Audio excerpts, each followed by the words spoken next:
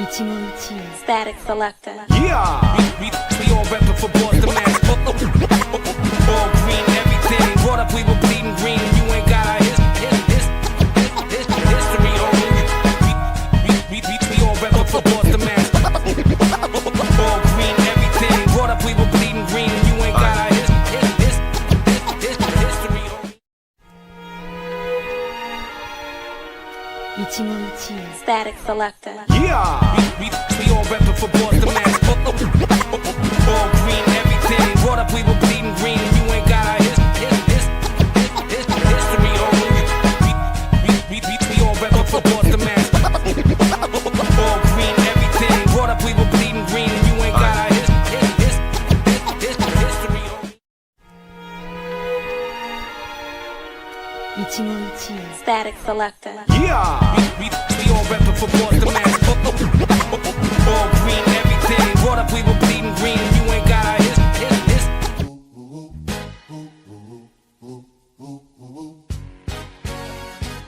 What up, people? How we doing out there? Check, check. In about 7:45 for sure.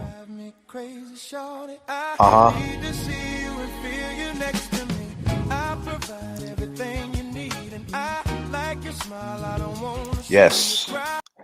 This is the afternoon throwdown with your man J.F.K. You know how this goes, right?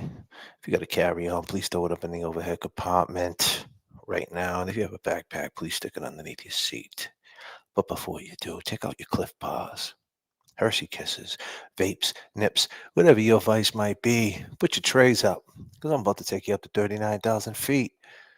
Do remember, we got goals in different area codes, so populate them goals and get the conversation moving. The turbulence in the chat keeps the plane rocking, for sure, for sure, for sure.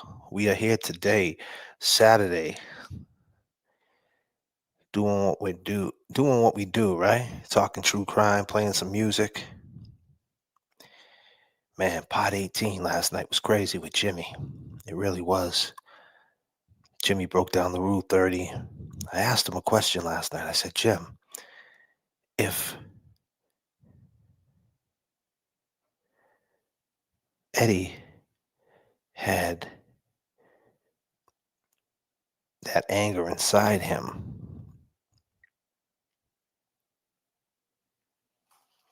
would it come out in the last 30 years in Walpole State Prison? Surely maximum prison, same prison where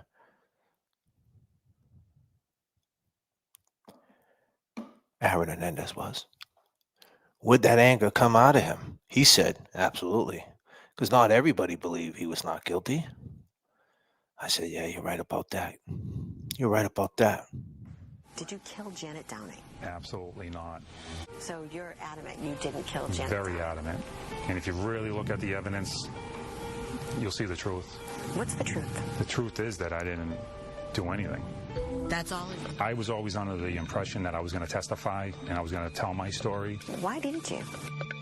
Well, it was almost the last day of the trial when I was just told, don't worry, they didn't prove their case, so you don't have to testify. At the end of the day, this place really doesn't matter. This isn't reality. Reality is out there where my family and friends are. I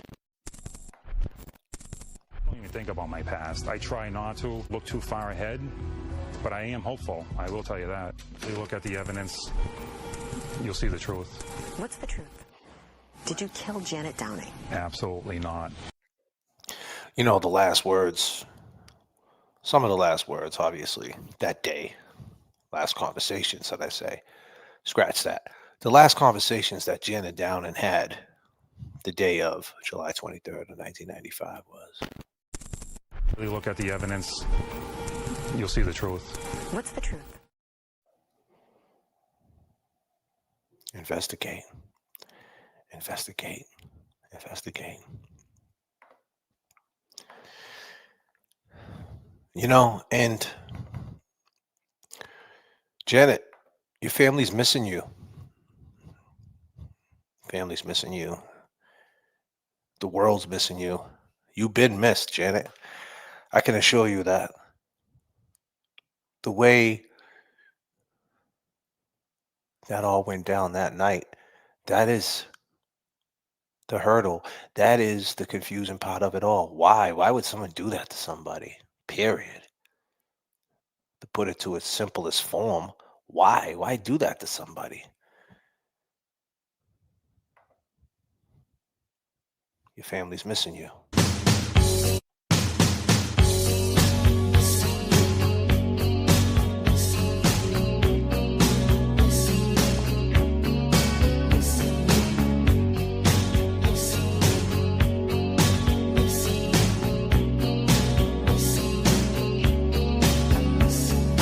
Every time I think of you, I always catch my breath, and I'm still standing here, and you're miles away, and I'm wondering why you left. And there's a storm that's raging through my frozen heart tonight. I hear your name in certain circles, and it always makes me smile. I spend my time thinking about you, and it's almost driving me wild. And there's a heart that's breaking down this long distance line tonight. I ain't missing you at all. Since you've been gone away, I ain't missing you. No matter what I might say,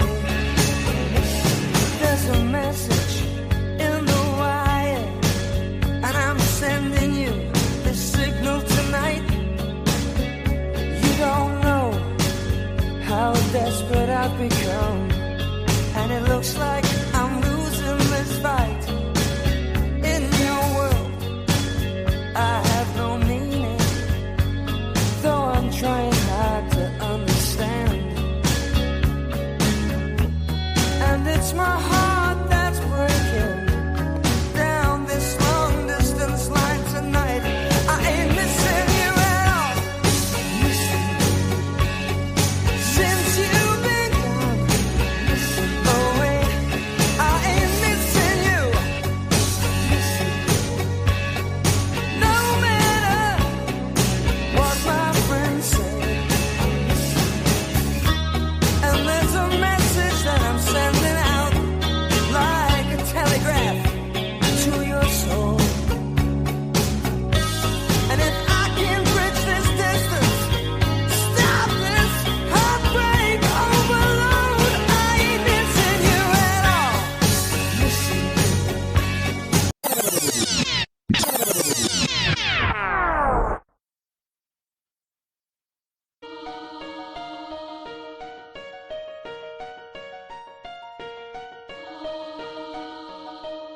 How could someone do that to somebody?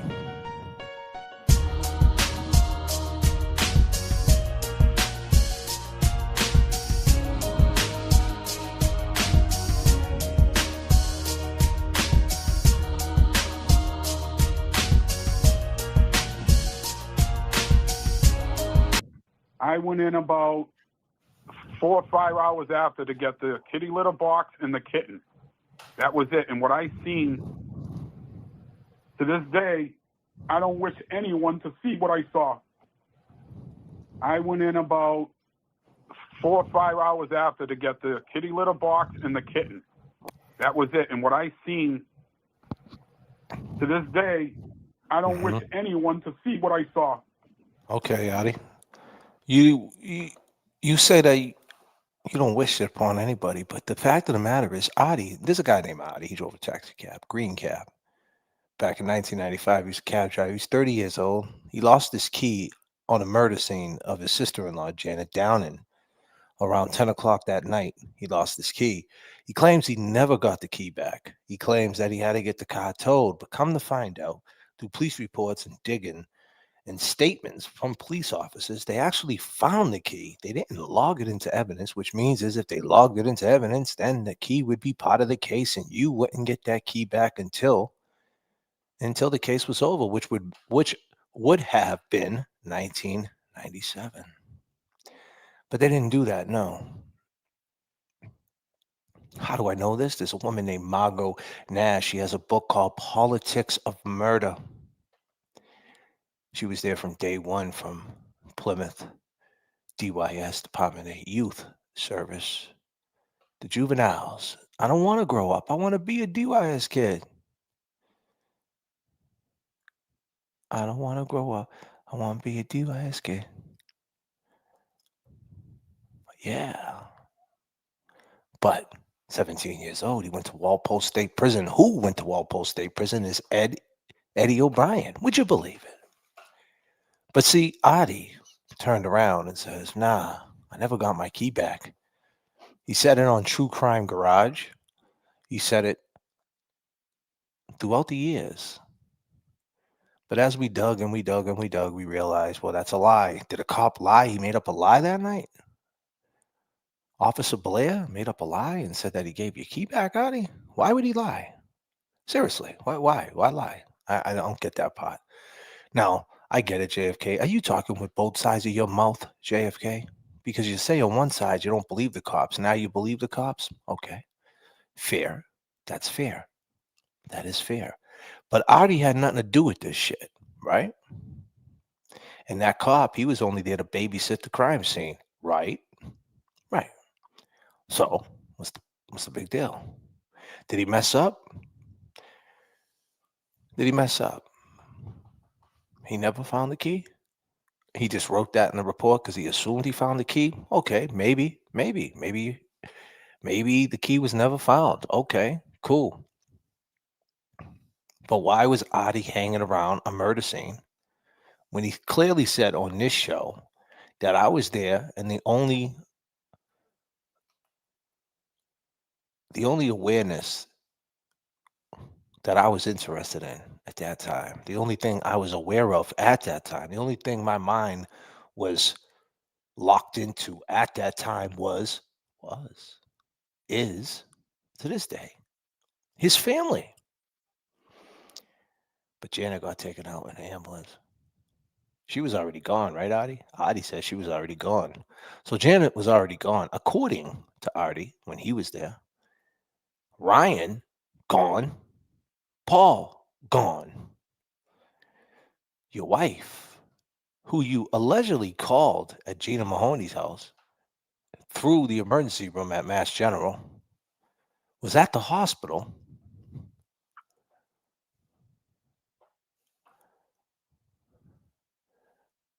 with Janet. But what time did you make that call? Because how did she get to Mass General that fast? And how was the word out that fast? And how did the emergency room send that message to you? And would they send that message to you in the emergency room? Hey, doctor, we got a guy named Adi Ortiz on the phone. He wants to know what happened to the woman Janet Downing that's on her way here or that just got here. He wants to know her status. Oh, yeah, she's dead. Yep, she's dead. Yep. Just tell me she's dead. She expired. All right, Adi. Over. Adi, the Mass General Hospital is not a dispatcher. It's not a fucking taxi service. Cab boy. Taxi man. What's your name? Adi Danza? What do you think you're fucking Tony Danza? What do you think this is Taxi the show? What's wrong with you, buddy? But that's what you claim. Okay, maybe it did happen. I don't know. Maybe it happened. He got the word. But here's the thing, Adi. Your family's all gone. And the only thing that you was paying attention to, you said that night, was your family. You didn't see Barry.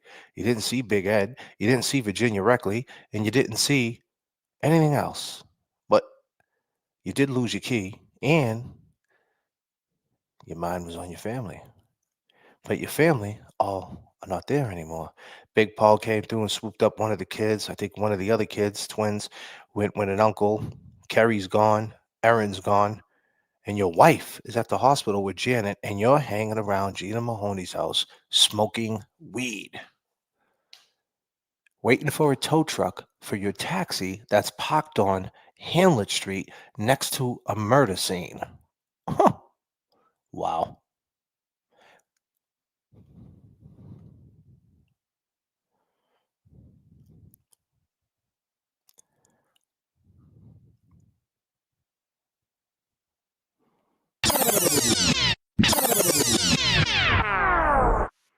Your family is at the hospital. Your wife is at the hospital with her sister, who is no longer with us, Janet Downing, who got brutally murdered. And at that point, nobody knew what happened to her. Nobody knew how many times she got stabbed. We just knew by testimony, by people we interviewed, people on the scene knew that something happened to her bad, and it wasn't suicide. It was done by another human being. And you stayed at Gina Mahoney's house to smoke weed with her 17-year-old daughter and a 21-year-old daughter. And be clear, I'm not shaming the dude for smoking weed with her 17-year-old daughter, even though it's wrong. I get all that. Maybe he didn't know she was 17. Maybe he thought she was 18. We don't know. I can get past that.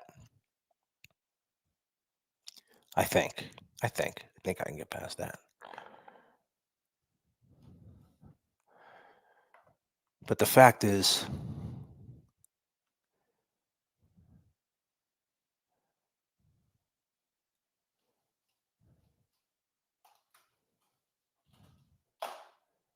the fact of the matter is, what's wrong with Renee? Everybody in the chat saying Renee. Renee, all right? Prayers to Renee. Ah, man, I don't want to hear that shit, man. Don't tell me some bad stuff happened to Renee. No, Renee is back in the hospital. Ah, fuck. Man.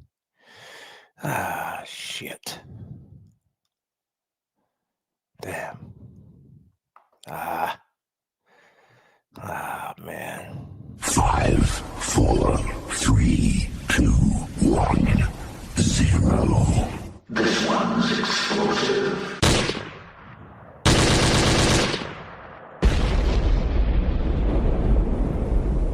Let's go.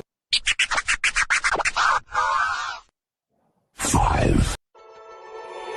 I don't like my mind right now. Stacking up problems that are so unnecessary. Wish that I could slow things down. I wanna let go, but there's comfort in the panic. And I drive myself crazy, thinking everything's about me. Yeah, I drive myself crazy, 'cause I can't escape the gravity. I'm holding on. Why is everything so heavy? Holding on to so much more than I can carry. I keep dragging around what's bringing me down. If I just let go, I'd be set free. Holding on. Why is everything so heavy? You say that I'm paranoid, but I'm pretty sure the water's out to get me. It's not like I made the choice to let my mind stay so fucking messy. I don't like my mind right now. Stacking up problems that are so unnecessary. Wish that I could slow things down. I wanna let go, but there's comfort in me. And I drive myself crazy, thinking everything's about me. Yeah, I drive myself crazy, 'cause I can't escape the gravity.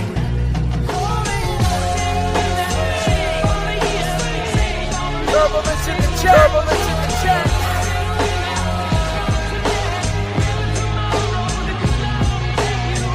Turbulence in the chat. Turbulence in the chat. Why is everything so heavy?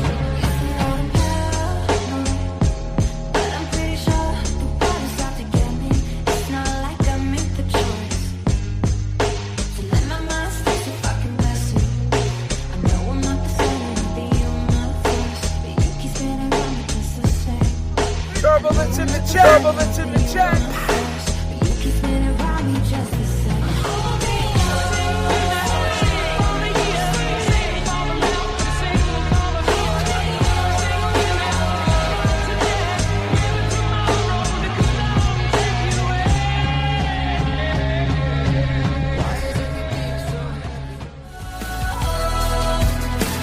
Why is everything so heavy? Holding on.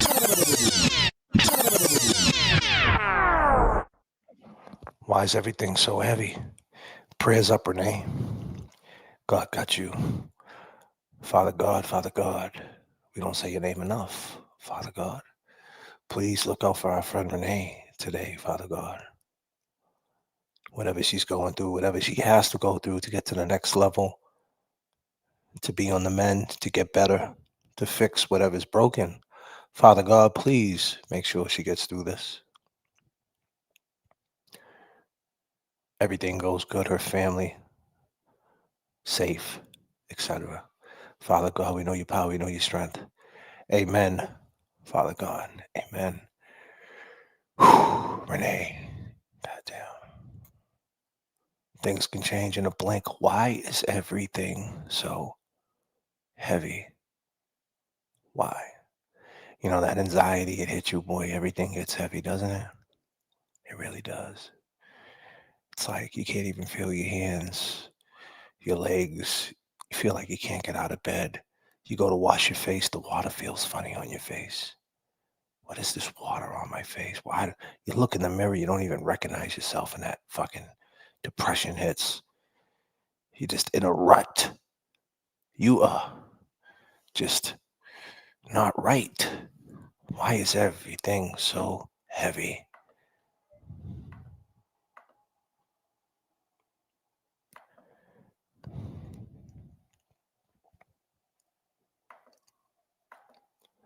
But how do you beat it? How do you beat that? How do you beat the anxiety, the stress, the depression? 1 month. It's Christmas. 1 month. 30 days. Merry Christmas.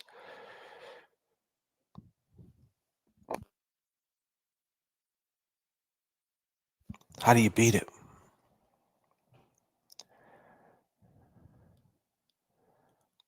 How do you beat that? Or you get up and you just maybe go to Target, ladies and gentlemen. If you're depressed, I know this might sound stupid.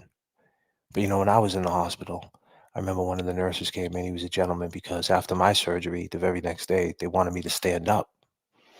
And I was stapled up in my stomach. Same situation as Renee. I had, colon surgery. So my stomach was stapled. They went through my belly button. So your belly's extended. It's just rough, right?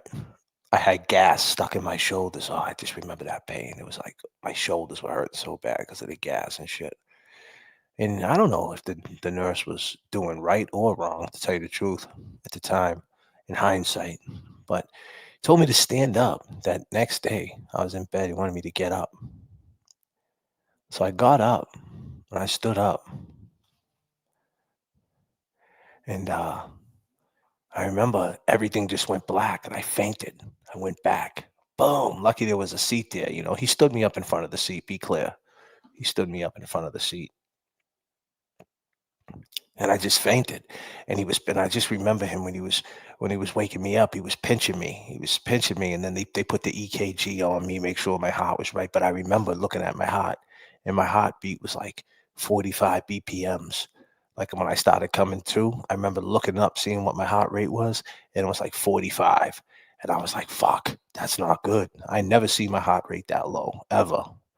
And I just, then it started going up to like 50, 55, 60. And it started, clearing out. But it was definitely scary. Um, and that's not the first time some shit like that happened as far as fainting goes.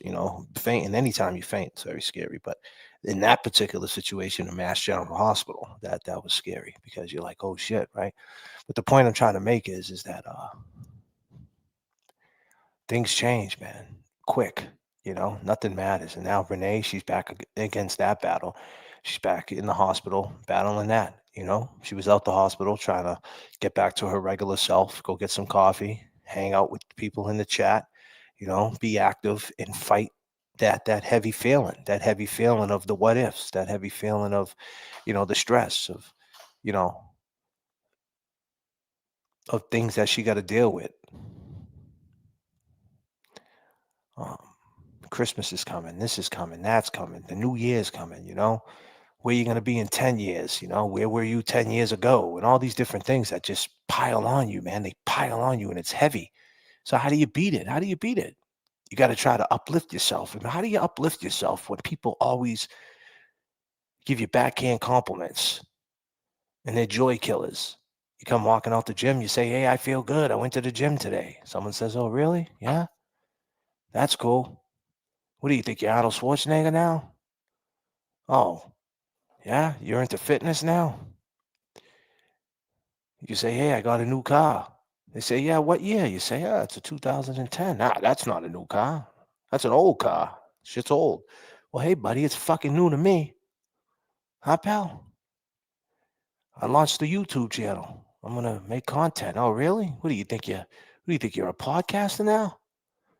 Really? The Joy Killers. They're out there. Do do do do do do do do do do do do. They're like great whites. They're out there to kill your fucking joy. And if you're already going through something that's heavy, that one backhand compliment that scumbag gave you could break you because you're already dealing with enough shit. And then you got to hear it from someone that you love to say some sarcastic shit and bring you back down into darkness. Ain't that some shit?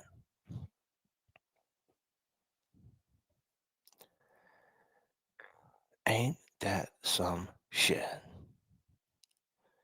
But like I said, this nurse kind of jumped off subject there, but this nurse, I fainted. And when I got up, he was talking to me, and I was like, man, I got to get up out of this hospital. And he's like, yeah, he was like, when I leave work, man, I just go to Target, man. I just walk around Target, man. I just grab a couple of things, some snacks and shit. And that's his comfort, right? He goes, he liked Doritos. He liked the blue bag. He liked the blue bag of Doritos. I remember that. He said, I like the blue bag of Doritos. He gets the Doritos, he goes home, he puts on a movie, and then he wakes up at 7 a.m. And he goes and he works from 7 a.m. to 7 p.m. And he helps people. That's what he does. Now, I don't know if that will work for you. Maybe Target might be too packed. Maybe there's too many people there. I don't know. I don't know whatever your vice might be. A walk at the park. Maybe you like to go to the woods and look at coyotes because they're out there too, the yotes. Sure, the yotes would like to see you. They like to see everybody, the yotes. Oh. But whatever your vice might be, I don't know. What do you like to do? But the point is, try to figure out your comfort. Try to beat that heavy feeling. You have to figure out ways. You got to figure out ways to get back on track. You got to have a positive baseline. Positive baseline. You take that positive baseline when things are so heavy. You implement it to what you got going on, that depression. And that positive baseline gets you back on track. But you got to figure out a positive baseline. You got to find it. I don't know how you find it. You're going to keep weeping. You're going to keep saying the poor me's. I, me. Or you're going to figure out a way because the pivot, oh man, the pivot, it's something special, isn't it? The sub story is sometimes more greater than the actual story because tunnel vision's a motherfucker. It really is. Because when you have that tunnel vision, you're only looking one way. You're looking down that one road. It's like being in the Sumner Tunnel. When you're in that tunnel, you're not looking at anything else, right? That shitty ass tunnel. Your mind is on one thing, and we all know what it is, right? When you're in the Sumner Tunnel, cutting through Eastie, right? Miss 808, you've been through that tunnel a lot. What's on your mind? Your mind is just getting out the other side. That's all you're thinking about. It's like, I can't wait to get the fuck out this tunnel. You're not thinking about nothing else. You're not thinking about food. You're not thinking about anything else but just getting out this crazy ass tunnel. You're underground. Look at me. I'm under the ground. I'm in the tunnel. I'm in the fucking tunnel. It's underground. Get me the fuck out of here. That's all you're thinking about. Tunnel vision. But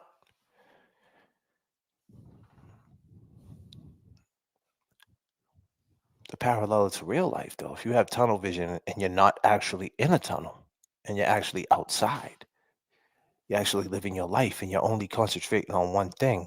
Okay, I guess that can work if you're fighting somebody, if you're a UFC fighter, a boxer, something like that, training for something, goals, certain things that you have to stay completely locked into. I get it, it can work. But if you're living ordinary life, you got to pay attention to everything around you. Everything around you. You got to be aware, you got to stay aware, stay alert. You have to. You have to. Things move fast. That's the only way you could combat this shit is staying alert. Don't get stuck in a one frame mind. The me, the I, the poor me's. Take a look around at everything that's going around and don't worry about what you got to get. Just think about what you already have. Wealth is not what wealth is not what you're chasing. Wealth is what you can do without. When you can sit back and say less is best. When you learn how to just say, hey man, I could do without that. That's wealth. That's strength. That's power. That lightens the load. And then things ain't so heavy anymore, are they? When you realize there's some shit that I can do without. I'm just bringing a carry-on this plane. I'm not bringing luggage. I'm not bringing 5 outfits. I don't need that shit. I'm going away for 4 days. I'm going to wear the same sweatpants and the same hoodie for 2 of them days. And then at night, I'm going to wear the same jeans and maybe switch up the shirts. Because I could do without overthinking this process. I got to bust a move. I got to move. Why do I got to make this shit so heavy and so difficult? I got to go. I got shit to do. I got time for that shit.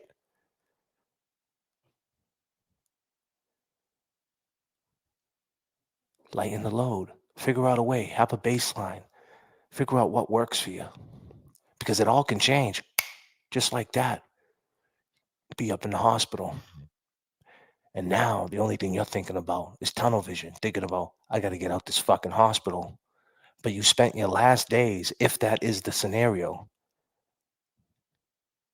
you're spending all your time worrying about other things that you shouldn't worry about. That shouldn't put you in a bad mood because it's not that serious. And I know we're human beings, right? It's easier said than done. It's easier said than done, JFK. I get all that. It's easier said than done. It really is. We all get upset. We all get mad. We all snap. I get all that. It's going to happen. But if you got that positive baseline, pick that positive baseline up and get back on track. Lighten the load. Because shit can get heavy. For sure. For sure. For sure. Jay Brilliant said, he said he didn't see Virginia, but in the statement, he said Adi called here to go. Adi called here to go to him when he saw her. Right. Afternoon goals. Thank you, Becky G. JFK, that was love. Of course, of course. Law talkers. This is where I spend my drinking money. We do recover. Absolutely. You know? Hey, I like to see everybody in all green if you didn't know.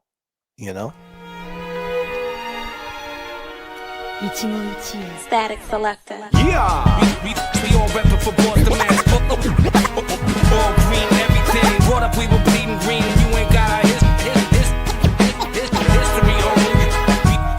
We all reppin' for Boston, Mass. All green, everything. Brought up, we were bleeding green. You ain't got our history on. There she is. What up, Renee? Speak of the devil. What up, Renee? Gifted 1 JFK membership. Shannon, thank you so much. Becky G coming through with 1 JFK memberships. Natalie D, pretty eyes. But yeah, Adi said all these things. He had tunnel vision. That's what he said, right? He said that he was only paying attention to his family. That's it. That's all. My family. But his family was gone. And his wife was at the hospital with Janet Downing. Can we all agree on that, Adi? Adi, is that you? What did you just say?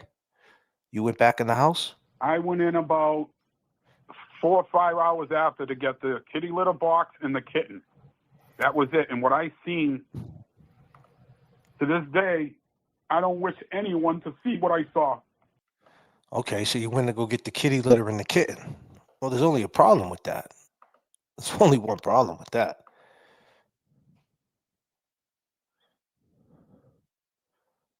There's a problem with that, Adi.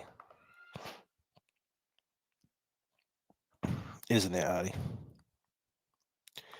Problem with that is I said the kitten and the cats. I said the cats, right? Because I wanted to see how you guys would run with it and see how you really are. I went in for the dog food, and that's it. Yeah, I know you're gonna say I'm lying, but whatever. Well, let me get this straight. This woman died, got stabbed 98 times. And 30 years later, Adi, you're fucking lying about cats and going inside the murder scene? Going inside a house that she got killed in? 30 years later, you're making up lies about kitties? Why? I said cats because I wanted to see how you guys would run with it and see how you really are. I went in for the dog food. That's it. Yeah, I know you're going to say I'm lying, but whatever. Say that to her. Say that to her. Get on your knees right now, Adi, and pray to the gods and say, Janet, I lied to JFK about kitties and cats and cat litter and all that because I wanted to see how they are. Because you know, Janet, I didn't do this to you, Janet. You know that Eddie really did it. And I'm fighting for you, Janet. You know the truth, Janet. I'm fighting for you, Janet. This is the reason why I'm lying, because these dudes, these people are implicating me. I'm fighting for you, Janet. I don't want to see Eddie get out because of what he did to you, Janet. Get on your knees. Look up to the gods. Say that, Artie. Can you say that? Can you say that, Artie? Can you? Huh, buddy?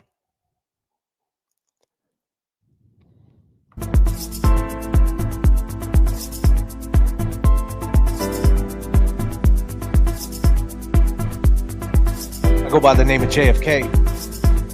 This is the afternoon throwdown. Hope you're feeling good, feeling alive. We are here. Oh, yes. Feels so good. This morning, I was in the gym at 3 in the morning, did some squats, did some calf raises, did some lateral raises, did some pull-ups. Yeah, man, a little bit of bicep hammer curls. Feels good. You know what I mean? It feels good, man. Stay on course for sure. Don't let them break you down. You're tired. Who cares? Go take a nap. Let's go.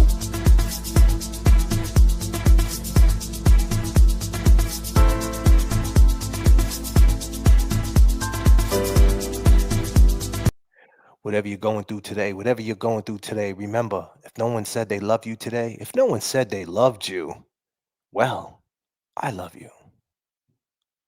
I love you.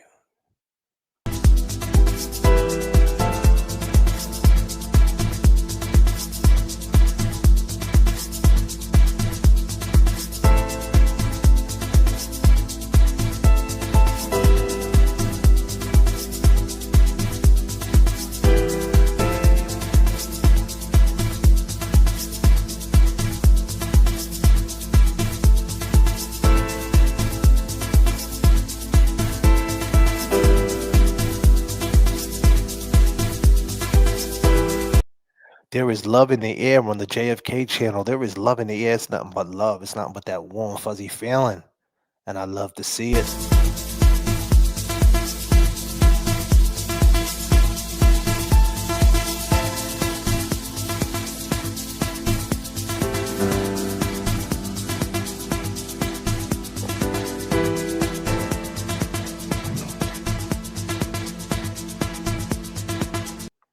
Let's call Kevy Kev up. He had called me. Kevy Kev called me.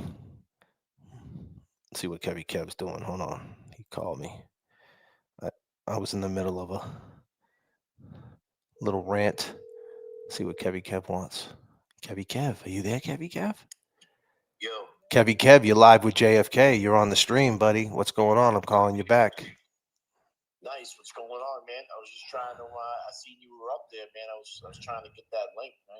What you mean? It's the same link, homie. Nah, I can't see it. You sent it through Twitter and shit, and it ain't coming up for some reason. I don't know why. What are you doing? What's going on, Chad? How we doing, people? Let's go. What are you doing over there, dude? God damn, you're making me work a little. Oh, I got you, bro. I'll send it to you. What do you mean it didn't come up though? It should be there. Yeah, no, I looked. It's on my computer. There's a third link, man. The last one it says you sent me was September 30th. Well, how'd you get in last night, bro? What are you doing over there? I'm on my phone. I'm on the road, man. But I'm pulled over, bro. I'm down. I got you. I'm gonna send it to you. You want me to send it on Twitter again or send it on Facebook? No, I'll send it on Twitter. Well, you want me to send it on your phone? You want me to send it on your phone? Yeah, do it on the phone. Yeah, that's perfect. All right, I'll send it through text on the phone. All right, I'll be right up. All right. God damn, they got me working over here. You know, it's not easy flying the airplane. You know? It really ain't. Kevy Kev. He's losing links over here and shit. Kevy Kev. Just like that, Kevy Kev. I sent you the link. Kevy Kev now has the link, ladies and gentlemen. He now has the link. But it's beautiful right now. It's beautiful. Never forget there's a cat named Francis Gigalotti. Francis Gigalotti. Everybody, R.I.P. Jigger in the chat. Becca, where you at? Becca, R.I.P. Francis Gigalotti. Where are we with this fucking case with Francis? 7 cops on his neck. One of them giving them CPR. The woman allegedly dies of a heart attack at 36 years old. Allegedly. R.I.P. Francis. Yeah. Now we throwing down, but I had to do this shit out here. Why am I wet, man? But it's going to let us go. Hey man, wanna talk shit on internet? Then you call me homie, and you don't even know. You see this dude on your screen, think you know the real me, man. You can just blow me. You all in your cute little studio, act like you on the streets, call me bro.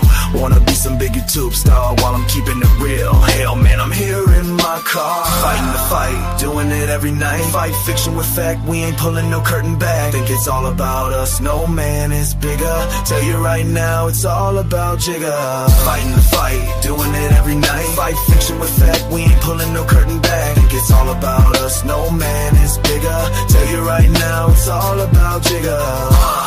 Someone's hurt your feelings, man. Well, at least you could feel, man. Jigger got his life snuffed out, you know. There were 7 of them po-po. He was just walking, man, was having a spell. Didn't know what was happening, man, couldn't even yell. Put him on the ground, the only sound was I can't breathe. Let me up, but not too damn corrupt. How it is, 7 on his neck, you don't figure. That just may be, you're gonna kill Jigger. Fighting the fight, doing it every night. Fight fiction with fact, we ain't pulling no curtain back. Think it's all about us, no man is bigger. Tell you right now, it's all about Jigger. Fighting the fight. Yo, hey, yo, hey, yo, hey, yo.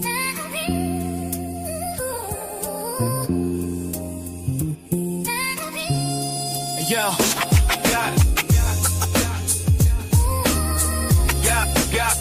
yeah, shit on. Yeah,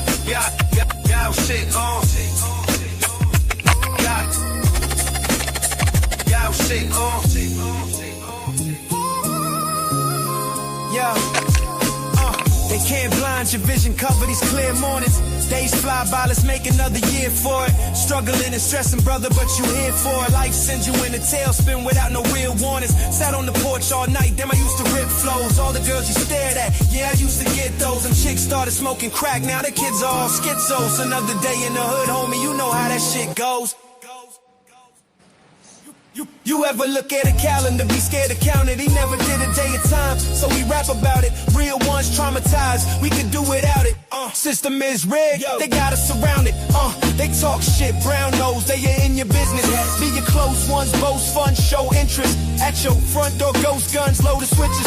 For a Rolex, leave you dead, no witness. Let's go. We just trying to live, please leave us alone. We fighting for justice, we trying to make it home. From Proctor to Mulligan in the combat zone. They killed Jigger right in front of the stove. No more sitting for summers, just trying to change our ways. Lost the sting, but that sensation stays. Chasing validation, I can see the hate in their face. He is scared he gonna die, history reading today. Welcome to the street, we be keep.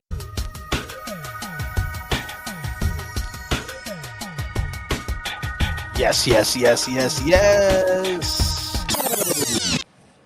Mic check to the god. Kevy Kev 781. on the Cash App, ladies and gentlemen. Just Chilling gifted 5 JFK memberships. Jay Brilliant gifted 5 JFK memberships. Becky with 1 JFK membership. Shannon, everybody, Law Tubers are up here. Law Talkers, excuse me. Erin Murphy, Becky, everybody that's here today. Natalie D, of course, our mods. Unforgettable is here. Jesse, Greek Princess, Denise. What an afternoon. Great afternoon. Beautiful afternoon. Leslie is here. Nothing compares. 0623. Thank you for the gift. Hey, you're welcome. What's going on? Talk to the people, Kevy Kev. What's happening? What's happening, people? What's up there? Out people out in the chat, man. Beautiful Saturday.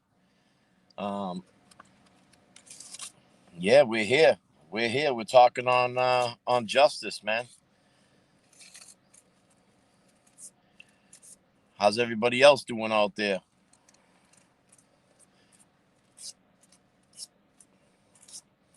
Where we at? Where we at with this chat? Where we at with this case?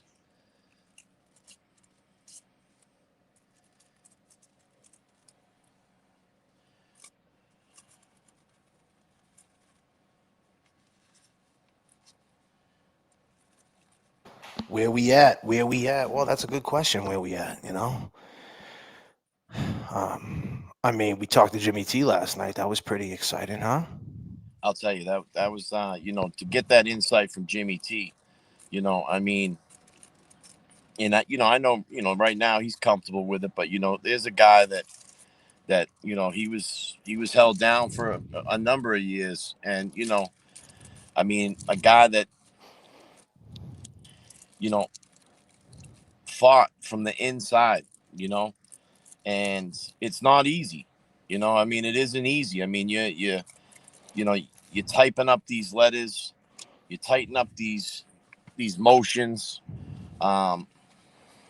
It's a waiting game. Yeah.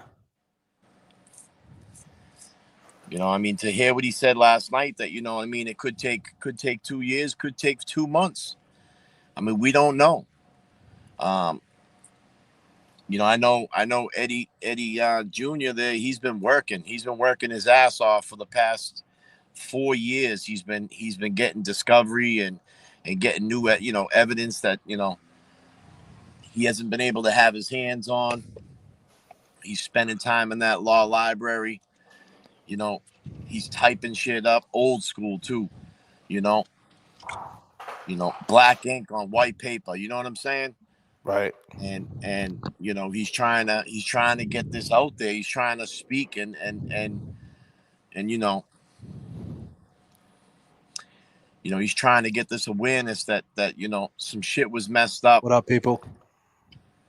And that he wants a fair trial. He wants a chance. What's crazy is that we read these documents and we see these interviews, and we seen Eddie speak on a previous interview from years back, and he even said it himself. He was waiting for his chance to speak, and he didn't get it. And that right there is not fair.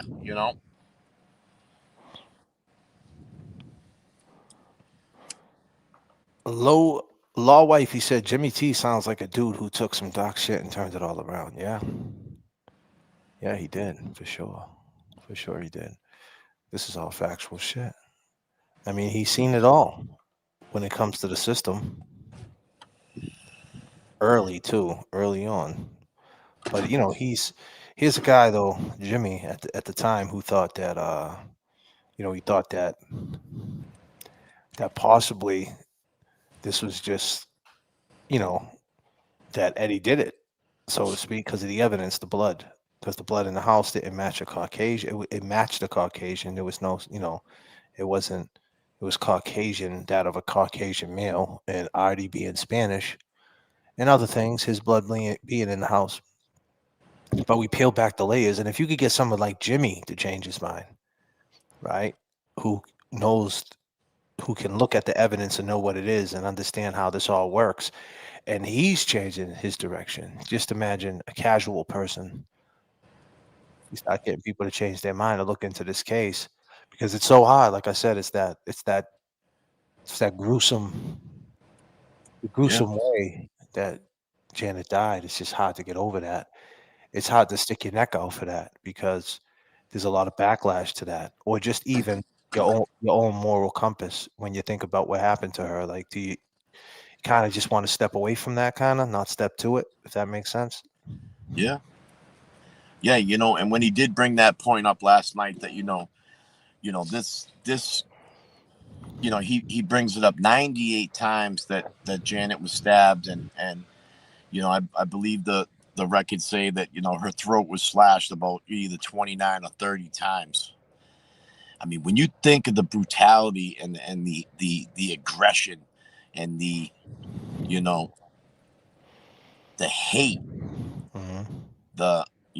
I mean, there's so many words we could use. I mean, it just leads to, like, there was something between the victim and her killer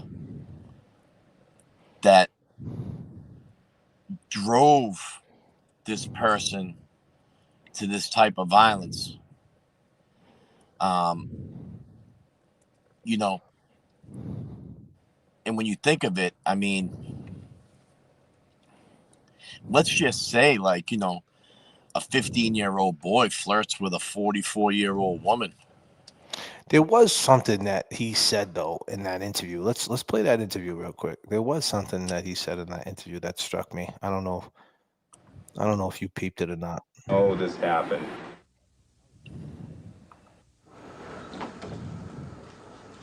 Our exclusive interview took place in the presence of O'Brien's lawyer, who would not allow him to answer detailed questions about the night of the murder. She's my best friend's mother, and she treated me with respect. I gave her the respect back.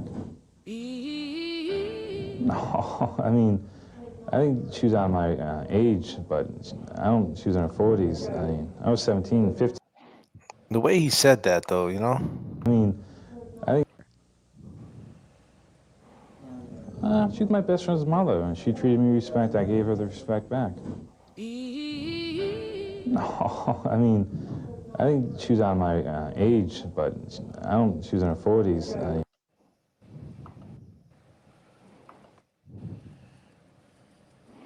What do you see in that expression, man? Do you see any deceit in that? Let's. Do you see any? Do you see a confused kid that doesn't know what happened? I mean,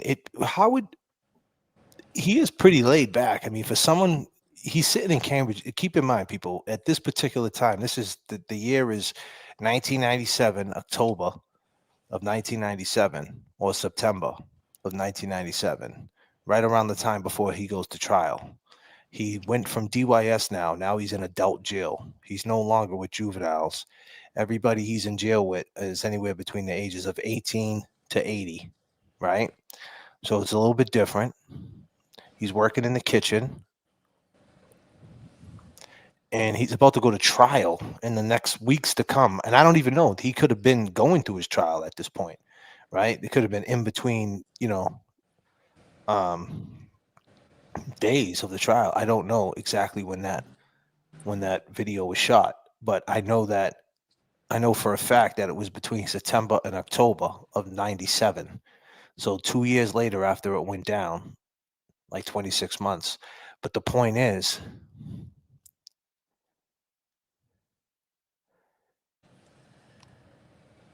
like, what do you see in that, man? Like, it's pretty calm shit, huh? I do. I mean, I see the little smirk that he made, like kind of like a chuckle before he answered that question. But I want to just reflect on, you know, let's break it down like this. Eddie's 15 years old. He's still running off of house rules. And what I mean by that is that, he's checking in at night. Hey, Dad, I'm going down to Burger King. Hey, Mom, I'm going over to Ryan's. Hey, I'm going to the Towers. He's still checking in. He's still got a curfew between his parents. I mean, if he was somebody that was, a younger kid that had more of that street in him, or was drinking up the towers, or burning a fatty with his friends, behind Burger King. He might be breaking those curfews. He might be coming home late. He had I that still dad feel though. like That his he's kind of like, he respects his parents. You know what I'm saying? And why wouldn't he respect his friend's parents? But at that point, he's in jail for 2 years. He's been down for 2 years. He never did no time in his life. 26 months he's been inside at that point. Keep in mind, ladies and gentlemen, keep in mind, right? This is a disclaimer. I need to see red in the chat. This is a disclaimer before I go any further.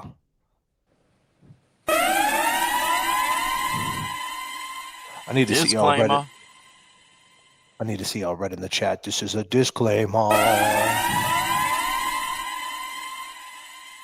And if you live 2 hours out or an hour out of Boston, this is a disclaimer. Disclaimer. But if you're from Boston, this is this area, this is a disclaimer. Disclaimer.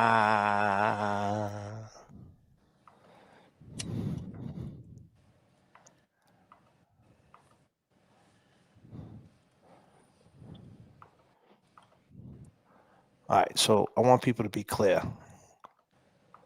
what's going on here.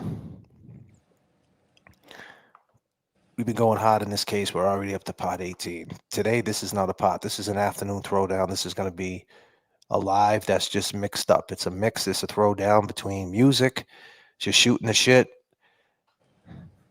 but it's still a piece of the puzzle. But I didn't actually make it a part. Part 19 hopefully is tonight. Part 20, so on and so on the next day. But I want you to be clear. This is kind of a recap of what we went over. And I can tell you that based on what I see right here, you got to say to yourself,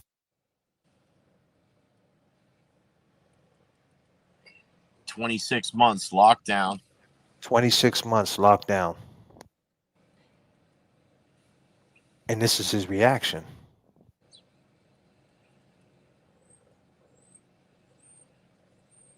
You know what I'm saying? You think his reaction might be like, yo, get me the fuck out of here. I didn't do it, right? You know what I mean? Yeah, and it definitely. I mean, he's kind of like, in my eyes, he's kind of like, I'm 15 and she's a 40-year-old woman. Like, no, I respect her just like I respect my mother.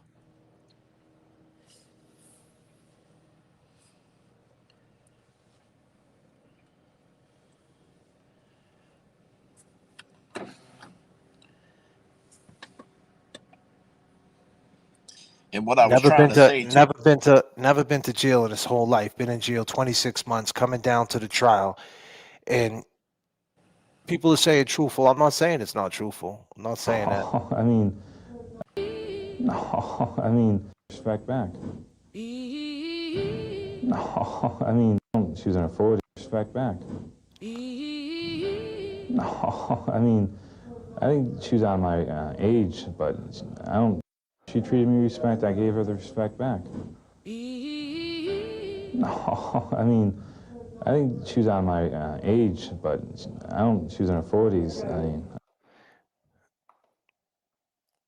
He knew her age, though. Not saying that he wouldn't know her age because 26 months went by. Obviously, he's reading reports. His lawyers are coming up. He's reading the papers. She's 42 years old. Obviously, he knows she's in her 40s. But that answer is just, did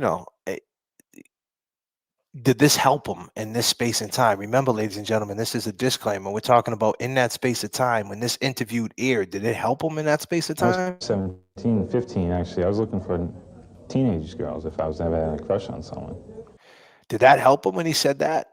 You know what I mean? In that space and time, ladies and gentlemen, we're not talking about right now. We're not talking about 30 years later how we can look at it now and look at things different. We're talking about in that space and time, the heat was on, right, Kevy Kev? They're saying he had a sexual obsession. They're saying that he was looking through windows, this and that. And then here comes this big guy, 6'4", looking big, the baby face. And this is his answer. Did this help him? Was this helpful? I mean, now we're saying it's truthful. Obviously, in 1997, people didn't think it was truthful, did they?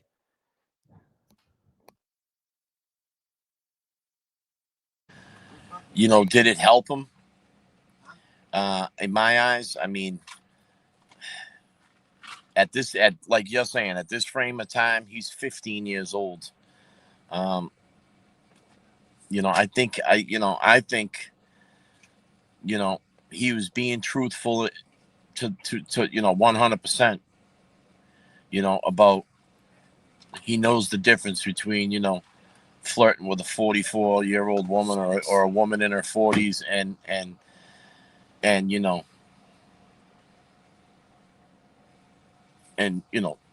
talking and flirting with a 15-16-year-old girl up the towers. You know what I'm saying? That little chuckle, though, because you got to understand in the police reports, what did they say? He did a little laugh. That's what I'm getting at here. They said when he went down the street, he turned around and did this little laugh, right? Obviously, this is what he does, right? Like he has this little thing about him where he does this little. I was 17, 15. I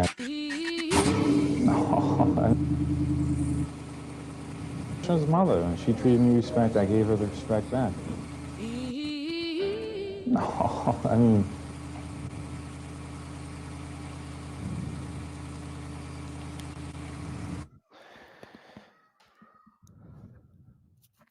Okay, people are saying what they're saying. I get all that, but keep in mind, people, this is a disclaimer. It was a chuckle of embarrassment. Okay. And keep in mind, we go over everything on this channel.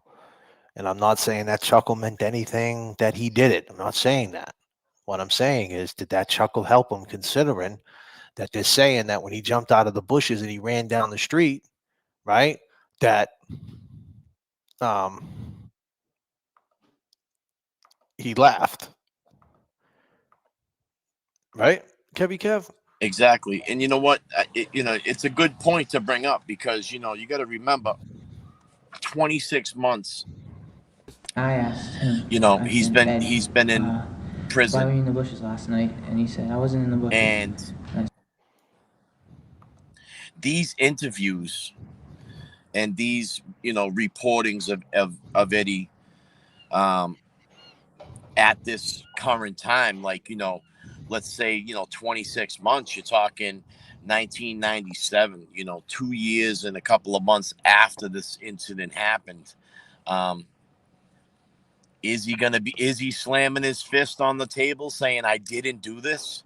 He did. I mean, exactly. He's not. You know what I'm saying? Is he showing, emotion? Like, is he putting his hands up saying, listen, this was my friend's mother. Like, of course I'm not doing this shit to her. Everybody's got it painted out like I'm some kind of, I'm being flirtatious with her and shit. She was my friend's mother. No, he ain't doing that. You're damn right. Exactly. And I think that's what J.F.K. is trying to get across. Did this kind of reaction, did this non-emotional reaction help him or hurt him? Let's parallel it to the Karen Reed case. People were saying that Karen had no emotion. Right? They were picking all her faces apart. They were seeing Right? all her facial expressions. And it's kind of similar. When he got found not guilty, he didn't make a fucking peep. I mean, excuse me, when he got found guilty, he didn't even, disclaimer. When he got found guilty of the murder of Janet Downing, he didn't make a peep. He didn't say nothing. He just stood there. The same way now you got a camera in his face. We're talking about in that space and time. Did he play into the Commonwealth's hands? Because they're saying you did this and this is the way you're reacting. Does it kind of like go with their their story? Yeah, I mean that's what they're saying. I mean, they're saying that he, He sat in those courtrooms like a rock. Emotionless. You know what I'm saying? After hearing everyone speak on his character and demeanor, I believe he runs on nervous energy and calm, cool, and collective cat. Disclaimer, not Adi's cat. Lisa McDonald coming through. Peace signs up for Lisa McDonald. Goddamn, Lisa. She's working too. And that's a good point that you bring up, JFK, because you got to think of it like, let's just take a second to think about, when that lady leaves. Like right now, he's sitting across a table from a woman that wants to know about him, that's talking about him.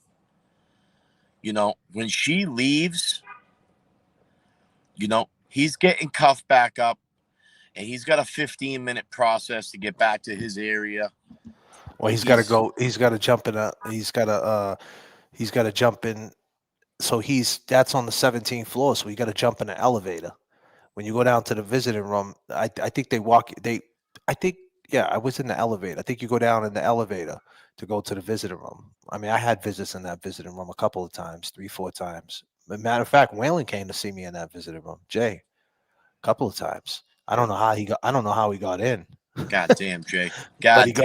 But he got in. He got in. That's a fact. But yeah, I've been in that visiting room. I think you either walk down the stairs or you take the elevator. I forget. I know you take the elevator when you're going to court. I don't know if you take the elevator because you're on the 20. The visiting room's on the 17th floor, and the jail is 18th, 19th. Yeah, so I think you just take a walk. You don't go in the elevator. You take a walk down. They take you down the back stairs into the visiting room. Or it might be on the 16th floor. The visiting room might have been on the 16th floor. I forget, either the 16th or the 17th. Keep in mind that Cambridge jail was a huge skyscraper in the sky.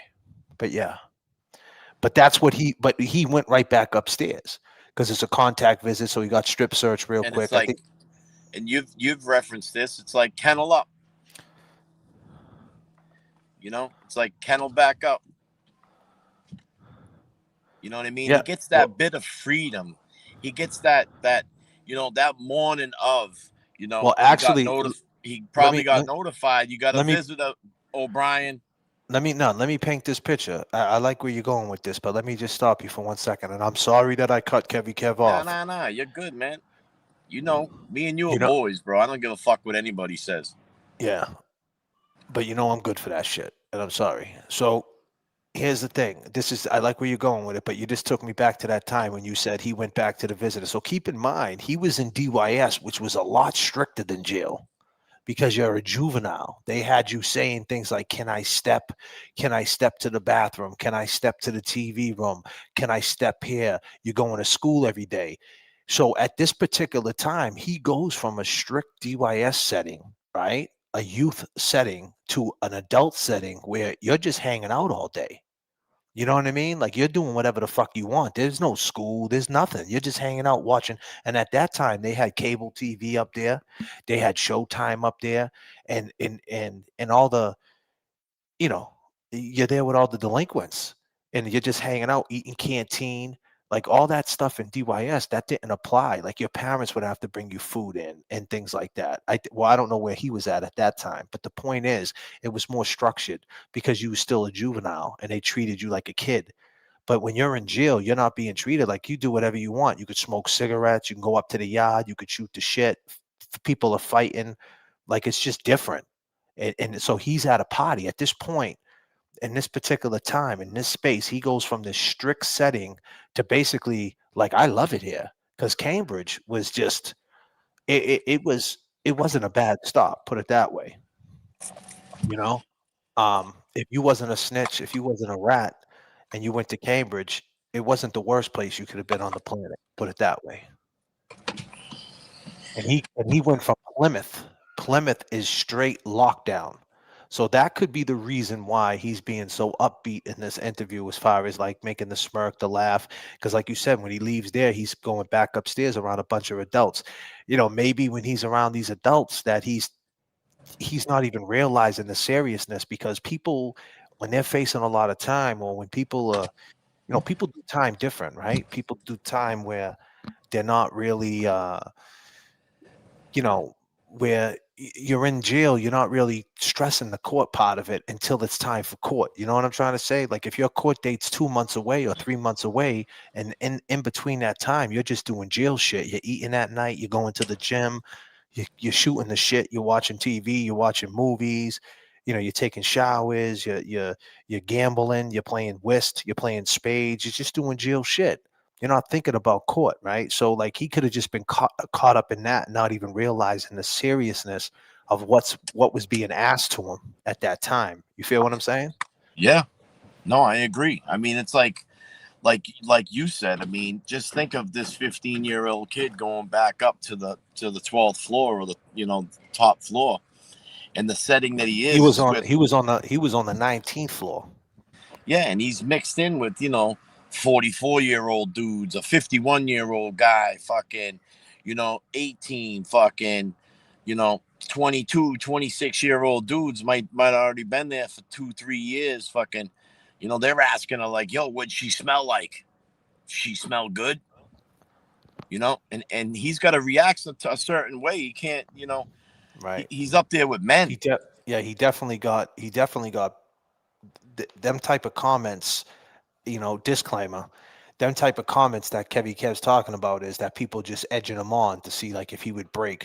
Like, because if he's saying he didn't do it, it's just like Jimmy said yesterday. There's a lot of other people that don't believe that shit. You know what I mean? Not everybody's gonna believe that story. Yeah, but he's got to react. He can either sit back in his chair and not say nothing, be red in the face like he's embarrassed, or he's going to be like, yeah, she was a blonde. She wore glasses.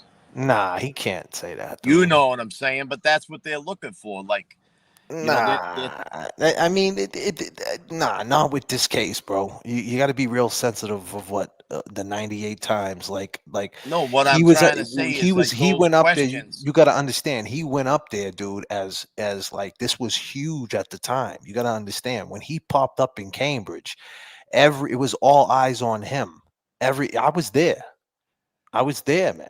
It was all eyes on him. Everybody's looking at this kid, and everybody had questions. I don't think the questions was, "What did she smell like?" Did you enjoy killing her? I'm not saying that's what you're saying, but if someone would I'm ask him, talking about his visit, bro. Like some of those guys up there, and some of those, they're not getting visits like him. You know what I'm saying? Do you like, all right, let's put it in a different aspect. Do you think some of those other inmates were jealous that he got visits every other day? I mean, a lot of people got visits there, though, bro. I mean, like people got visits. Cambridge was contact visits too. Well, no, they weren't contact visits. Matter of fact, yeah, they were contact visits. They were. They were the same. Were they contact or not contact? I'm trying to think. Yeah, I think they were contact visits. I think no, actually, they were non-contact visits. But you could, if you're there for a certain amount of time, you could get contact visits. So yeah, they weren't contact visits, but if you're there for a certain amount of time and you go through security, then you could have contact visits. So they did have contact visits, but you would have to go through security to work that all out so you can have contact visits if you got kids and things like that. So they did have exceptions to the rule. Yeah, I mean, I mean that's jail, bro. Some people don't get visits, like understandable. But the point is, this guy, you're gonna understand at that particular time, people are watching the news every night, bro. You know what I'm Yeah. saying? The news is on, so the TVs are going on. There's TV. There's a dorm. There's the 19th dorm. Then there's the tiers. You got A side, B side, C side. So you had all these tiers at the time, and then you had the dorm.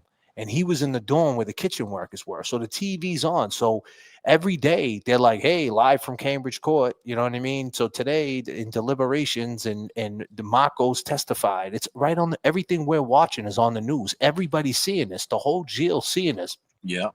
And he's working in the kitchen. So when people are going up for breakfast, lunch, and dinner, they're seeing him. You know what I mean? Well, Yeah. they don't see him during. They don't see him during the day days during when court the day session. because he's during court, but for the supper time and for and then the weekends they're seeing him. They might see him on the rec deck. You know what I'm saying? On the roof, the rec spot was on the roof. They might bump into him. They might bump into him going to the nurse. You might bump into him going to canteen, or you might bump into him going to court. You know what I'm saying? That morning. So it was just circulating around. This kid was just, this is a major case. It's like that's what happens in there. Like, oh, there goes this dude that did that.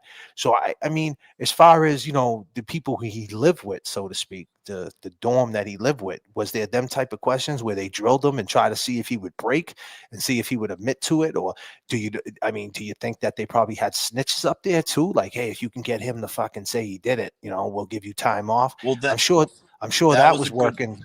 I'm sure that that was working too. yeah, and that was brought up last night. You know what I'm saying? Jimmy kind of spoke on that. Like, hell yeah, like there was definitely dudes up there that if they knew they could get out 6 months early or a year and a half early Yeah, once he of what got they're dealing with, they would have spoke on it. They would have they would have tried to get something out of him.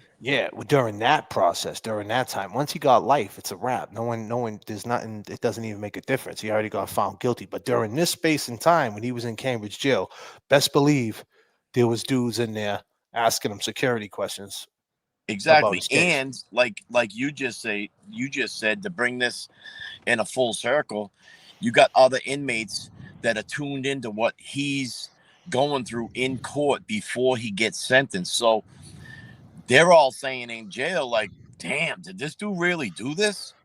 Of course. You know what I Of mean? Like, course. damn, this baby face, the dude that's in the kitchen during the dick, goddamn, you think this dude's capable of fucking attacking this lady like this? I mean, that's what I did. That's what I seen. That was my mentality when I seen him. This is what I seen. I'm still kind of laid back. I take things as they are. That's what I seen, man. This is what I seen. I seen this big guy working in the kitchen. Use him, saying he wasn't tough enough. Yeah. Years ago, heard that she was. She's on my.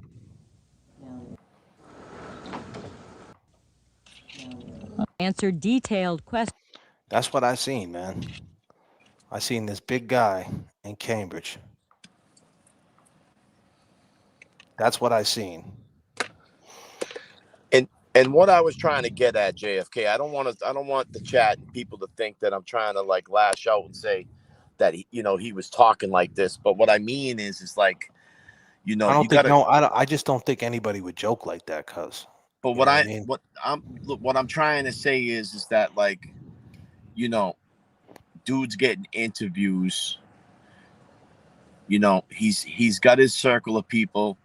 He's probably saying that, that night, or I don't know when he got notified. He might have got notified like, hey, Edward, you got a visitor in the morning. Or, Mr. O'Brien, you got a visitor in the morning. So now, he's laying his head down. He's in his little pod. He's with his people. And he's saying, it's no visits in the morning. It's night visits, man. It's night visits. That was during the night or an afternoon visit. Probably the night. And it could have been at any time at night. They could have came at 10, you know what I mean? Like off the clock of visits. Like visits are from like 7 to 9 or something, or 6 to 9. It could have been after that, because it's a basically category of a lawyer visit, And what I'm trying to say is that he's got other people that, after he's done with this interview, you might have people up there in that's. You all right? Yeah, hold on, man. Something just happened on me here, bro. Take your time. Yeah, so in this interview right here, this was Cambridge jail. This is the visiting room. That's where you sit. You see the glass.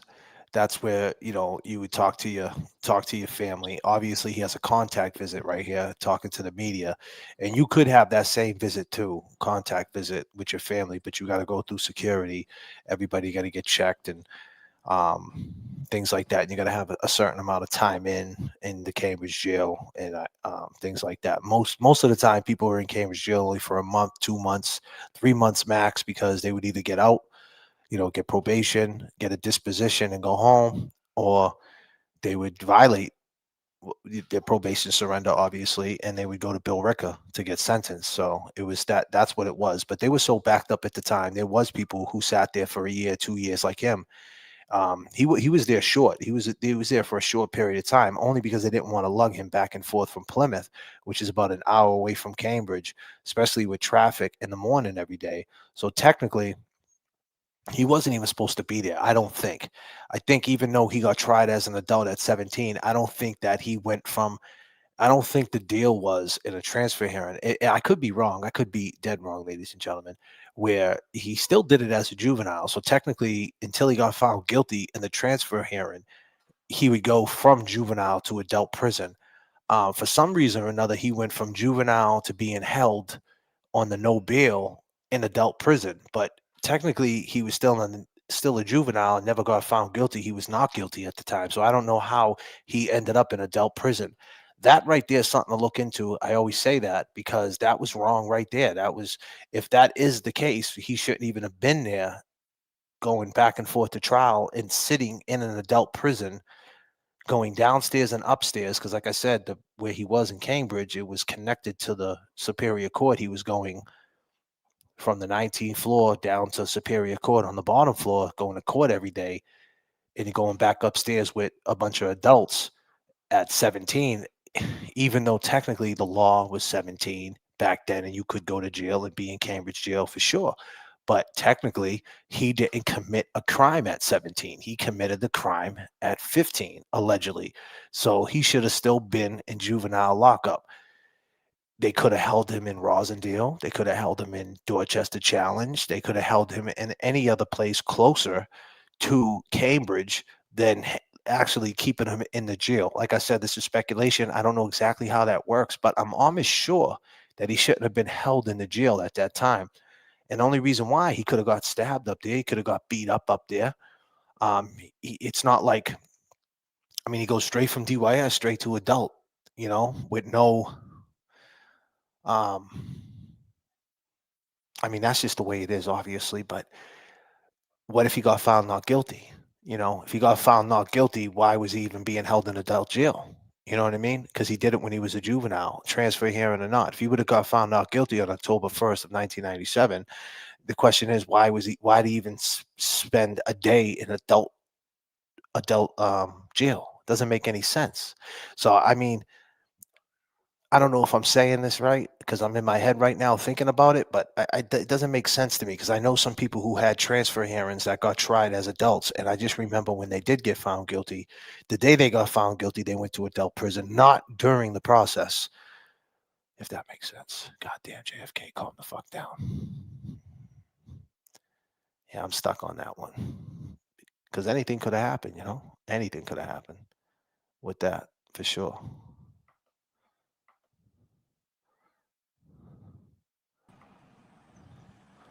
What's going on, Tevika? Nah, man, you bring up some good points, man, with that because let's just reflect for a second. Like, you put a 15-year-old kid's, 15 to 17-year-old kid, up in Cambridge, and he's with a bunch of adults. That mother, he has to adapt to his environment, so he can't be up there acting like a 15-year-old. He's sitting, he's sitting with a bunch of adults, man. He's sitting with older cats that are fucking, just a little bit more experienced than him all the way around, and he had to change fast. Yeah, his size definitely helped Sasa. And I appreciate the $29.99 super sticker from Denise. Is it? No, it's Denise. I'll just say Denise. D. No, I don't think it's Denise. It's I can't even pronounce that. I'll just say Adden. Adden. Adden. Is that Den? Is that cool for short? Damn, Adden. I like that. Adden. There you go, super sticker. Appreciate you. For sure. I mean, what's your thoughts on that? I mean, this dude had to adapt to his situation quick, man. I mean, well, my thoughts on that is at 17 years old back then, you could go to jail. Like I went to jail at 17. You know what I mean? I went to Middleton when I was 17 in 1994. So but I committed the crime at 17. Damn. Yeah, well, that's the reason why I got held on bail. But the point is that, yeah, you could go to jail at 17, but in his case, he didn't commit the crime at 17. So I don't know how he ended up in jail. But the point is he was in DYS that whole time, and then you put him right to jail. So it's a little meaning like Was it a it's setup kind for of failure? well, you're going from DYS to like, he never got any treatment. And like most people go to DYS, they don't get held in DYS and then go to jail without doing some sort of program, right? It's usually like a process, right? Like so like you get a program. Like he never did any programming in there. He basically sat in this DYS and he went to school every day and did what he could do, but it wasn't where there wasn't a program fitted for him. You know what I mean? Like he didn't get committed to DYS. So when you get committed to DYS, you get a caseworker. The caseworker goes visits your home, and then they go to meet you, and then you get an evaluation, So and they figure what's good for you, the kid. So they say, hey, this kid, let's give him 6 months in Aquarius House out in Coleraine, Massachusetts. Let's put him out in the mountains for 6 months. He does 6 months in this program, 90 days to 6 months out there. If he does good in 90 days, he comes home. If not, he does 6 months. It's a shelter care. They're gonna take him out skiing. They're gonna take him to the mall. They're gonna teach him how to make his bed. They're gonna teach him how to cook. They're gonna teach him how to be a man, so to speak.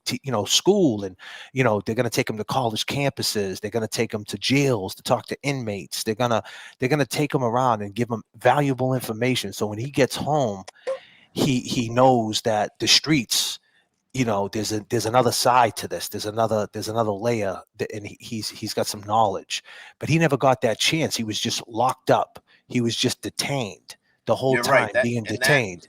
That's the You word know, I'm looking for. So it's good that you're speaking on this because he wasn't committed to DYS. He was being detained. So he got Through that the detainment. process of these court hearings and Yeah. this trial. Right. So when he goes to Cambridge, now he's going to detainment in Cambridge jail, which is like fucking. You ever see the movie Colors and shit? Yeah. Like, you know what I'm saying? When you got the Bloods on one side and the Crips on the other, and they're screaming and yelling, they're in the dorms and shit. Like, if you think of the movie Colors, that's what Cambridge jail looked like. It's a fucking mess. You had the ghetto, and you had the ghetto, and you had the, what do you call it? The condos. The reason why they put them in the kitchen is because most people in the kitchen are not going to put a hit out on them. Most people in the kitchen are doing good boy bids. Most people in the kitchen, they don't want, they basically, they call kitchen workers snitching workers, right?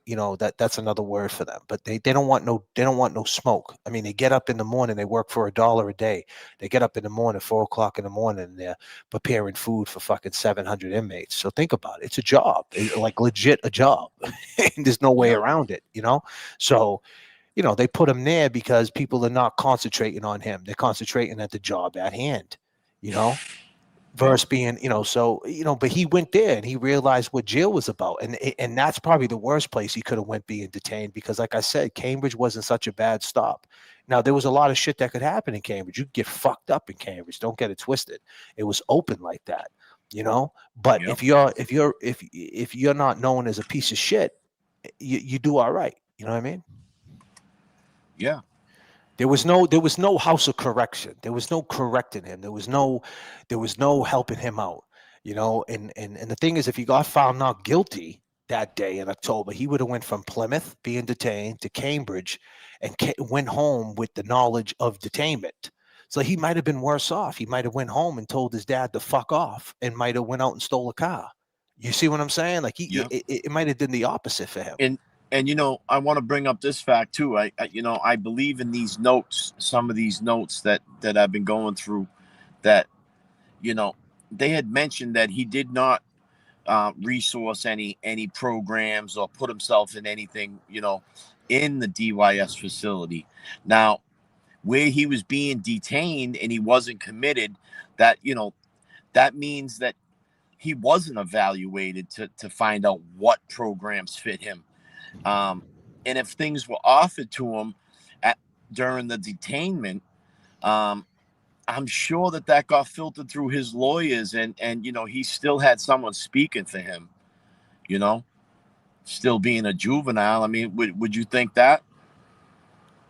Yeah, definitely. I think that they probably told him not to do the programs because they didn't want no pieces of paperwork to follow him. If he did a program and some guy wants to write and say I think he's a psychopath, like that's not going to help him, right? You know what I mean? And Either and way, I and mean, to here's the boot, thing: the truth serum. When we seen him with the truth serum, he said he didn't do it, right? And they didn't use it. But now, if here's the thing, and I'll throw it back to you: if he would have said in that truth serum that he did it, would they use it? uh Think about it.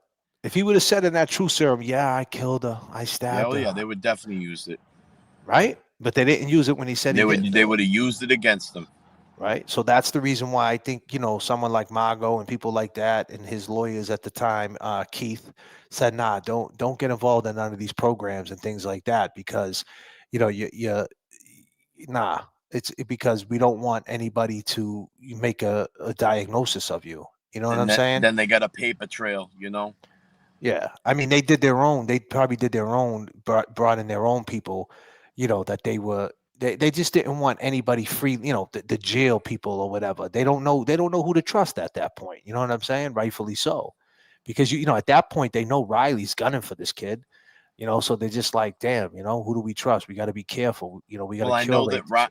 I know that Riley noted that he didn't attend any programs when he was in um when he was in the DUIS lockup facility. So I mean that, when we talk about, you know, it wasn't a committed situation. He didn't have, let's say, and like you say, when you're committed to your 18. I mean, at that time, um, Yeah. and being committed would then follow the process of what fits him for correction. Right, and that's the thing. What would have happened if he would have got if it would have happened when he was 13 and he got found guilty and you see the thing is he was 17 right off the bat, so he went right to jail. But if the law was what it is now, 18 in Massachusetts, you go to jail, he would have did another year in DYS. You know what I mean? Before he went to Walpole. So the point is that he got no treatment. No treatment at all. He basically got thrown to the wolves, man. You know what I mean? Straight up. And then he had to Fight or figure out a flight. way. Yeah.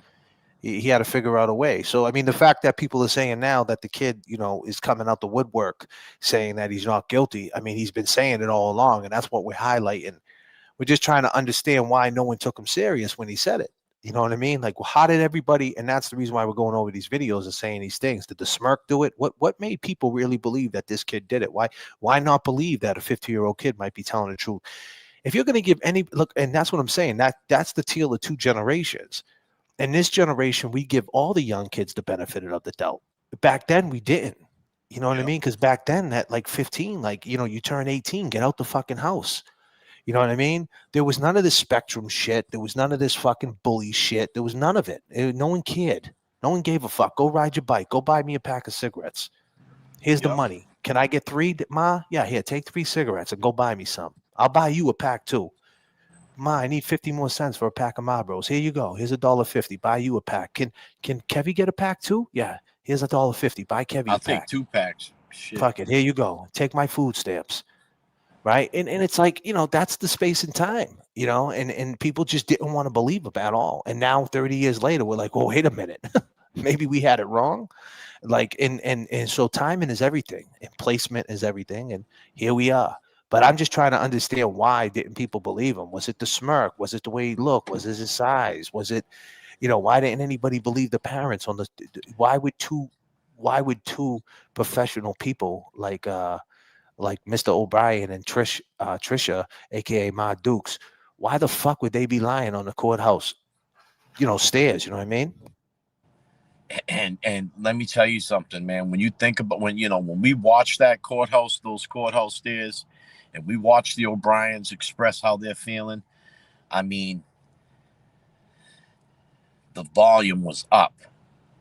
They weren't just saying they weren't just saying this. They were yelling this. They were Yeah, they was screaming this shit. They were screaming this shit. They were screaming it at the rooftops, and why didn't anybody take them serious? And you know what? We got 255 people in the chat, and I appreciate everybody joining me this afternoon. This was a quick one. When Adi lost his key jumping out the bushes, teenagers said Eddie, and Adi chuckled because he knew they would pin it on the kid. Very possible. We're going to be back at it tonight, right, Kevy Kev? That's right. That's right. We'll be here. We'll be here tonight, anywhere between 8:30 to the 9:30 hour, depending on when we start. We'll be back here. We're going to leave it where we left off. I'm happy you guys jumped in and joined us this afternoon. Peace to all the super chatters and all the people who got the memberships. And remember, we want to see all green in the chat. And with that being said, I go by the name of JFK. And I go by Kevy Kev. We'll see you guys tonight. Let's go. All green, Let's people. Go.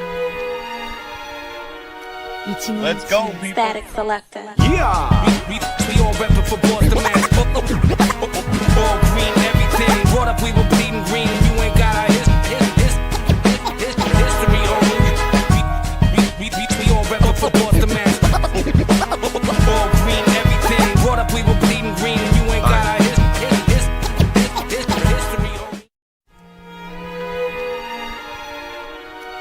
on Static Selector. Yeah. We all reppin' for Boston, man. All green, everything. Brought up, we were bleeding green. You ain't got our history on we all reppin' for Boston, man. All green, everything. Brought up, we were bleeding green. You ain't got our history on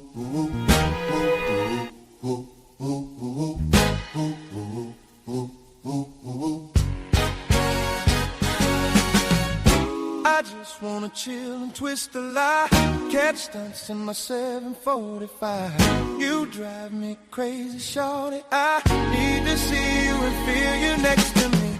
I provide everything you need, and I like your smile. I don't wanna see you cry. Got some questions that I gotta ask, and I hope you can come up with the answers, babe. Girl, hey, it's easy to love me now. Hey, would you love me if I was down and out? Would you still have love for me?